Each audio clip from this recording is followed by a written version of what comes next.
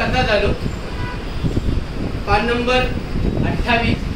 लेखकाचे अनुभव सांगतायत.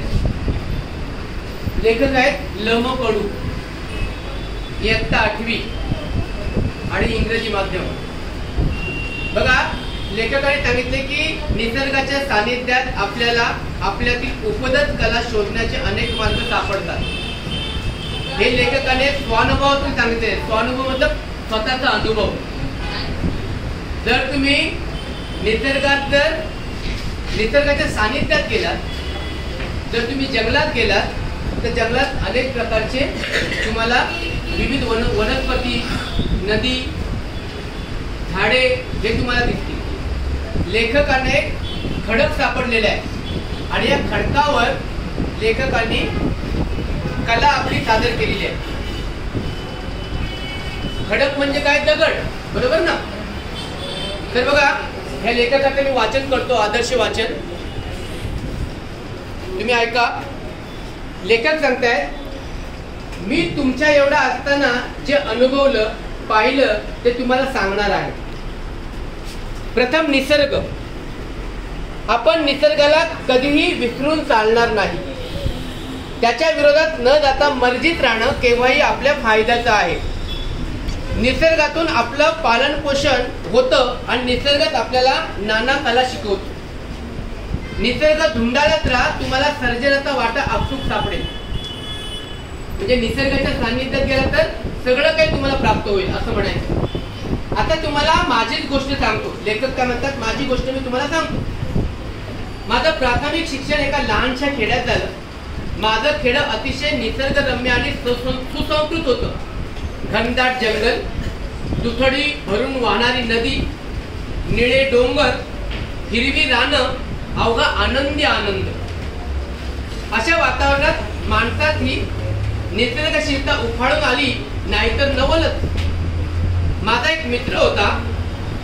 आम्हाला खूप वाटायचं की आपण चित्र काढावी, पण काय करणार? आमच्याकडे कसलीच साधनं नव्हती. साधनं मतलब साहित्य. आता चित्र काढायला साधन तर पाहिजे ना. पेन्सिल नव्हती, खोडरबर नव्हतं, वही नव्हती पूर्वीच्या काळात. आता सगळं तर उपलब्ध आहे. मग साधनं म्हणजे कसली बघा, पेन्सिल, रंग, ब्रश हे तर सोडा, साधा कागदही नव्हता. पूर्वी लिहायला पाटी पेन्सिल वापरायचे, स्लेट. समझो मराठी का पीरियड हो गया तो रब आउट करो, बाद में मैथ्स का निकलूया. आता मात्र किती साहित्य आहेत माहिती तुम्हाला? आता बरंच काय गंभीर बेटा.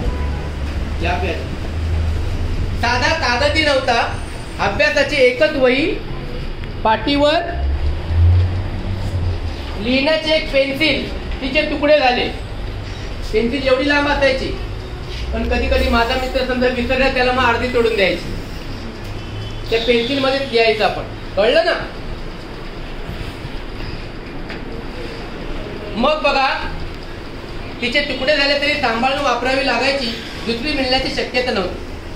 शिवाय सगळ्यात मोठी अडचण किंवा धाक असा होता की चित्रबिंब काढलेली ना मास्तरांना आवडायची ना घरातल्यांना. और पीछे जमीन. वात्रटपणा वाढायचा. वात्रटपणा मतलब मस्ती उसको बोलते हैं. हम मस्ती करते ना, वात्रटपणा उसको बोलते हैं. वैशाख महिन्यातलं ऊन करपून टाकणारं असायचं आणि गावातली सगळी मुलं नदीच्या डोहात जाऊन पडायचं. अंगात गारवा भरला की पुन्हा काठावरून बसायचो. काठालगत खूप खडक होते. पाण्याच्या प्रवाहामुळे गुळगुळीत सपाट झालेले, लांब रुंद पसरलेले. आम्हाला तिथेच आमचा कॅनव्हास सापडला. आम्ही जेव्हा नदी पोहायला जायचो ना, तेव्हा त्यांनी काय म्हटलं, काठाला खडक होते. खडक म्हणजे दगड, आणि विस्तीर्ण असा पसरलेला होता, म्हणजे मोठा दगड होता.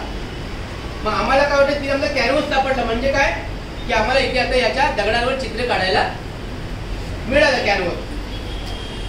या भल्या तोरल्या खडकावर मनसोक्त चित्र काढता येणार होती, पण कशाने काढणार? आता चित्र कशावर काढायचं ते साधन सापडलं, आता काढायची कशात? आमच्याकडे ब्रश आहे का? पेन्सिल है क्या आपके पास? नहीं है. तो कैसे निकालेंगे? माहिती नहीं है. मग त्यांना प्रश्न पडला की आपण कसे काढायचे ते. तोही मार्ग सापडला. आमच्या त्या भागात तांबूस रंगाचं मुरुम असतो. मुरुम मीन्स व्हॉट? सॉफ्ट पत्थर. तो मिट्टी होती है, ऐसा हार्ड होते थोड़ा मिट्टी से, पर पानी में भिगाए ना तो सेम चॉक. तो मुरुम त्याला म्हणायचं. मतलब जल्दी पिघलता नहीं हो. तो मुरुम सापडलं. शिवाय पिवळ्या रंगाचे दगडही सापडतात. ते दगड आपटले की त्याची पिवळी पिवळी फक्की पडते. फक्की मतलब पावडर. हा बघा, अगदी पिठासारखे असते. हवं तसं पाणी घातलं की पिवळा रंग तयार. मुरमाचा खडा ओला करून घेतला आणि खडकावर चित्र रेखाटणं सुरू झालं. काय काढून काय नको असं व्हायचं. मैंने बोलते ना आपको, उसको भिगोया ना तो एकदम डार्क हो जाता है. तो बहुत आनंद हो गया. अभी मैं कैसे चित्र निकालूं, बहुत आनंद हो गया लेखक और लेखक के फ्रेंड को. रेषा काढीत हातभर पुढे सरकलं, मागवळून पाहत तर रेषा वाळून लाल जर्द झालेल्या असायच्या. आणखी सुरसुरी यायची. तापलेल्या खडकावर टेकून टेकून गुडघ्यांची सालते गेली लक्षातच जायचं नाही. मग उभ्या खडकावर चित्र काढणं सुरू झालं. काही दिवसांनी वाटायला लागलं की यात रंग बनावे, पण ते कुठून आणणार. मतलब जो पत्थर है, जो खड़क है, उसके ऊपर अगर नीच मतलब गुडघे ऐसे टच केले ना तो पत्थर हार्ड होता है ना, तो त्याचे काही ना काही साल्टी मतलब स्किन निकलती. तो मुझे मालूम ही नहीं है क्योंकि बिजी कितने हैं हम चित्र निकालने में. अभी ठीक है, ये मैंने ड्राइंग तो मतलब मिल गया, अभी रंग कुठून आणणार आता. मग त्यांनी काय आयडिया केली बघा. त्या दिवसात काटेसावर फुलते. काटेसावर मतलब सावर का वृक्ष मालूम है, जंगल में उसको लाल फूल आते हैं. लाल भडक होते. तिच्या फुलातले पराग पाण्यात चुरगळले की जांभळा रंग मिळतो. जांभळा मतलब पर्पल.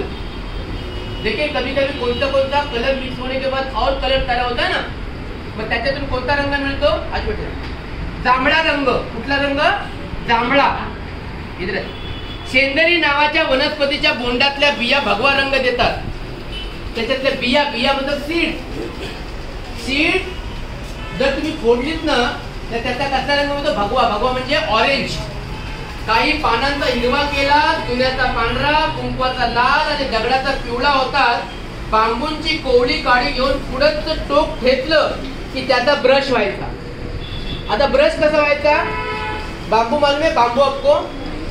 त्याला मेस पण म्हणतात ऍक्च्युअली मराठीत. उसका जो अगर काडी मतलब स्टिक, उसको अगर पत्थर से ऐसे जो कॉर्नर होता है ना, उसका शिरा बोलते उसको, त्याला टोक म्हणायचं.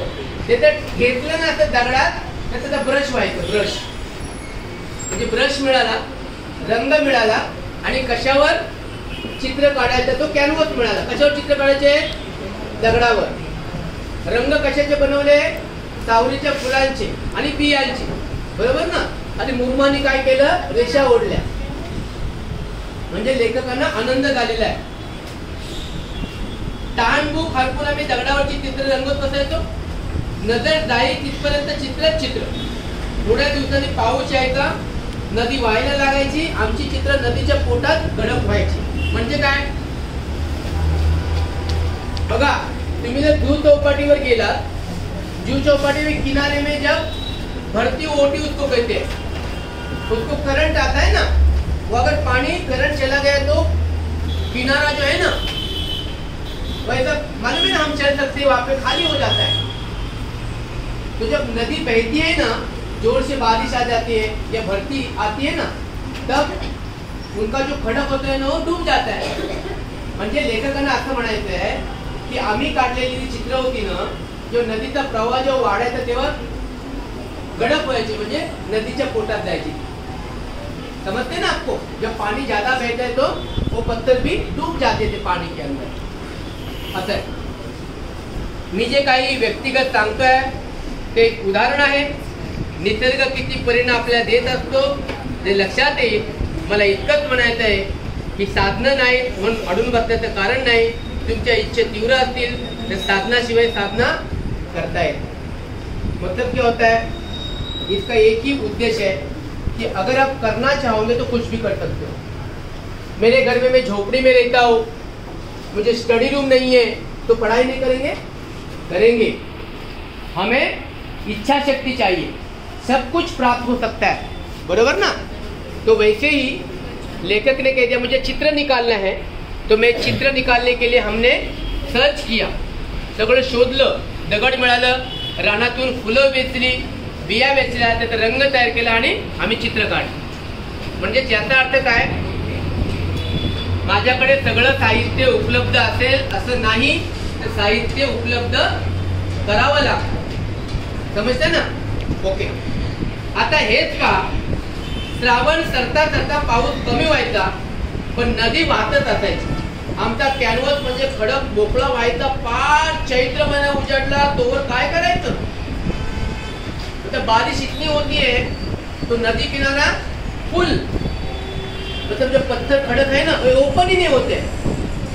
मग कधी ओपन होतात ते, कधी रिकामे होतात, चैत्र महिन्यात. चैत्र मतलब एप्रिल और मे महिन्यात. मग तोपर्यंत आम्ही काय करायचं, लेखकाचे तब तक हम क्या करेंगे, कुछ ना कुछ तो करना चाहिए. म्हणून काय सांगितलं बघा त्यांनी, त्यातूनच आम्हाला मातीचा नाद लागला. लाल भडक मऊशार माती हातात लोण्यासारखी वाटायची. लोणी मतलब क्या, लोणी मालूम है ना, बटर, सॉफ्ट माती. मग आम्हाला एक आयडिया सुचली, मूर्ती कराव्या असं ठरवलं. मग त्या मातीच्या मूर्ती मतलब स्टॅच्यू. पण हा मातीचा खेळही लपून छपून करावा लागेल. कधी गोठ्याच्या मागच्या बाजूला, नाहीतर गावातील मंदिराजवळच्या बकुळीच्या झाडाखाली आमचा उद्योग चालायचा. मूर्ती करून वाळत ठेवल्या की काही काळाला त्यांना तडे जाऊन ढाकलायच्या, हिरमोड व्हायचा. त्यावर काहीतरी उपाय शोधायला हवा होता. विचार करता करता लक्षात आलं की गाईचं शेण ओलं असताना जसं असतं तसं ते वाळल्यावरही राहतं. वाळल्यावर मतलब तुकल्यावर, त्याला तडे जात नाहीत. आम्ही शेण मातीत म्हणून घेतलं. आता मूर्ती थोड्या टिकायला लागल्या, तरी जास्त दिवस झाल्यावर बारीक बारीक तडे जाऊन धपल्या पडायच्या. पुन्हा विचार करू. बघा लेखकांनी काय विचार केला, आता जोपर्यंत कॅनव्हास ओपन होत नाही, खडक रिकामा होत नाही, तोपर्यंत आम्ही मग एक शोध लावला की माती, मऊशार माती, लाल भडक माती शोधली आणि मग तिची आम्ही मूर्ती करायला लागलो. मग मूर्ती केल्यानंतर ते मातीला तडे द्यायचे, तडे मतलब क्रॅक. मग एक आयडिया सुचली.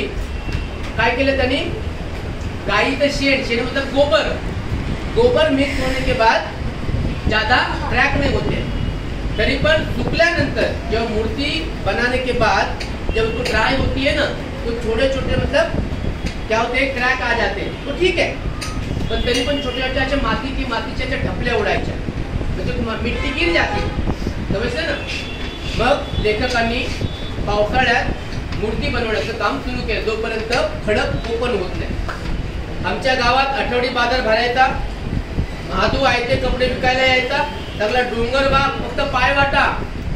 अगर माउंटेन पे चढ़ेंगे ना, नेपाल सिक्किम दार्जिलिंग सब माउंटेन, वहाँ के बच्चे 10-10 किलोमीटर नीचे आते स्कूल के लिए और ऊपर वैसे ही चले जाते. हमें चलने आता है, नहीं आता है. आदिवासी ठाकूर डोंगरावर राहतात आणि त्यांची छोटी मुलं जेव्हा मार्केटिंगला ते खाली येतात मार्केटिंगला आणि शिकायला. तर अशा प्रकारे पायवाटा जे असतात ना, त्या छोट्या छोट्या पायवाटा, तिथे महादू आयते कपडे विकायला यायचा. सगळा डोंगर आयते मतलब रेडीमेड, कपड़े नहीं, मार्केट में हम जाते हैं बेचने के लिए. तो आपला माल घोड्यावर लादून आणायचा. लादने मतलब घोड़े के ऊपर चलाता. ऐसे रिक्शा में कैसे हम लगते हैं सामान हमारा, तो घोड्यावर आणायचा तो माल. नांदुरकीच्या झाडाची दाट सावली पडायची, तो झाडाच्या मुळीला घोडा बांधून ठेवायचा. आम्हाला घोड्याची लीद दिसली. लीद मतलब शेण. घोड़ा सी करता है ना, उसको लीद बोलते हैं. घोड़ा जो सी करता है ना, उसको लीद बोलते हैं. गाईचं शेण बोलते आणि घोड्याच्या उसको क्या बोलते, लीद बोलते. मग बघा, घोड्याची लीद दिसली. नांदुरकीचं झाड आहे का, उसको फ्रूट आता है, उसके ऊपर पंछी भी बहुत जाते हैं.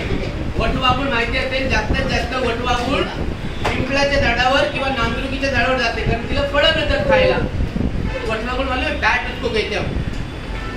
आम्हाला घोड्याची लीद दिसली. लीद म्हणजे घोड्याचं शेण, मी म्हटलं त्याप्रमाणे. त्यात बरेच धागे दोरे दिसत होते. हे धागे माती धरून ठेवतील असा विचार करून आम्ही तो प्रयोग केला. फॅब्रिक होतं ना, फॅब्रिक. घोडा क्या खाता है, चारा खाता है, मतलब गवत खातो ना तो, त्याला चारा म्हणतो आपण. मग तो गवत खातो, ते गवताचे धागे असतात. मग घोड्याच्या शेणामध्ये ते धागे असतात, मग मातीत मिसळल्यावर ते धागे बांधून ठेवतात ना, म्हणजे मूर्तीला तडे जाणार नाही. ती आयडिया आली आपण. आमच्या मूर्तीनं बिलकुल तडे जात नव्हते घोड्याचं शेण वापरल्यानंतर. अगोदर गाईचं शेण वापरलं थोडे तडे जात होते, पण घोड्याची लीद वापरल्यानंतर अजिबात मूर्तीला तडे गेले नाही. आता आमच्या मूर्तीला बिलकुल तडे जातो. एवढा आनंद झाला हे मला शब्दात सांगता येत नाही. मी माध्यमिक शाळेत असताना आर्किमिडीजच्या शास्त्रज्ञांचा धडा वाचला. आर्किमिडीज शास्त्रज्ञ माहिती आहेत का? हा, मोठे शास्त्रज्ञ आहेत ते. त्यांचं नाव आर्किमिडीज आहे. त्याला हवं होतं ते तत्व शोधण्यासाठी साध्या वाटणाऱ्या गोष्टीचे ते शोधत आहे. ते सापडल्यावर तो न्हाणीघरातून हिरोको करत धाव सुटला. तेव्हा माझ्या लक्षात आलं की आपल्यालाही तेवढाच आनंद झाला होता जेव्हा मूर्तींना तडे जाण्याचं थांबलं होतं. आपल्या पुरता का होईना, पण तो एक शोध होता. बघा, गरज ही शोधाची जननी आहे. तसं मूर्तीला तडे जाऊ नये म्हणून लेखकांनी एक युक्ती केली. अगोदर गाईचं शेण वापरल्यानंतर मग घोड्याचं शेण वापरलं. मग घोड्याचं शेण वापरल्यानंतर मूर्तीला तडे जात नाहीत, म्हणजे ही शोधाची जननी आहे ना. मग त्याने आयडिया सुचली की हे एक, पण काही का होईना एक मी शोध लावला असं लेखकांना म्हणायचं. मुलांनो ऐका, आता लेखक काय सांगते. एक संदेश आहे धड्यातून. मी तुम्हाला एवढंच सांगेन की तुमच्या प्रत्येकात आर्किमिडीज दडलेला आहे. म्हणजे आर्किमिडीज नेहमी काय करायचा, शोध लावायचा. तर त्या प्रकारे तुमच्या सगळ्यात कोण दडलेलं आहे, आर्किमिडीज दडलेला आहे. आणि हा आर्किमिडीज त्याला कायम जागता ठेवा. तुमचं सांभाळ कायम आनंदानं, तुमचं आभाळ कायम आनंदानं भरलेलं राहील. म्हणजे तुमचं मन जर तुम्ही नेहमी शोधत राहिलात, अभ्यासात राहिलात, तर तुम्ही समाधान राहाल. हे लेखकाचा एक संदेश आहे. तर मी चित्रकार कसा झालो, लेखक आणि लेखकांचे अनुभव सांगितले. ठीक आहे, धन्यवाद.